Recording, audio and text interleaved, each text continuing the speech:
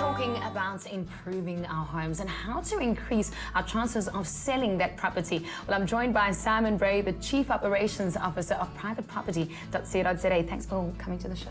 Good to see you again, Elana. I have to ask, how do we do this? How do we improve our property with the idea of selling it?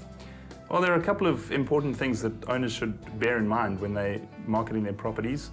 Number one is that you're competing for buyers in the market. So it's important that your property looks like the best version of itself.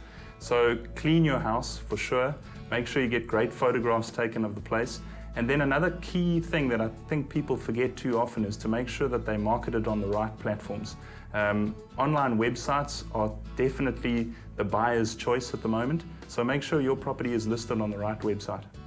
Now, selling a property online could be a daunting task, especially if you're doing it yourself.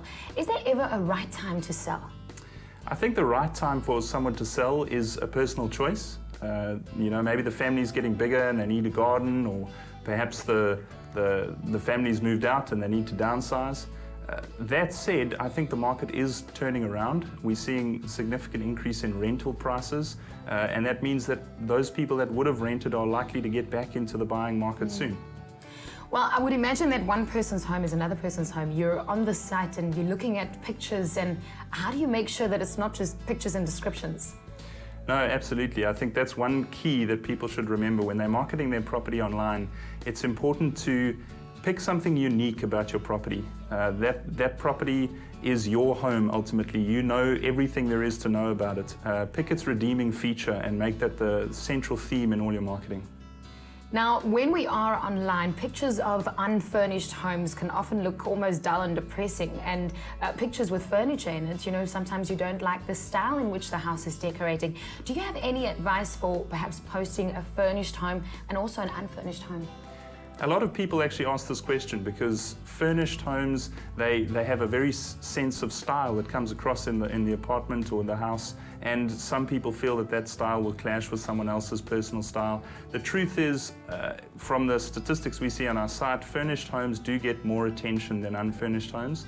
So we think that people like to see how other people live in the space. If you do have to market an unfurnished home online, I think the best thing to do is pick a feature of the home. Don't just take pictures of empty rooms, but look at a designer kitchen or a view or a swimming pool, whatever it is to accentuate the property.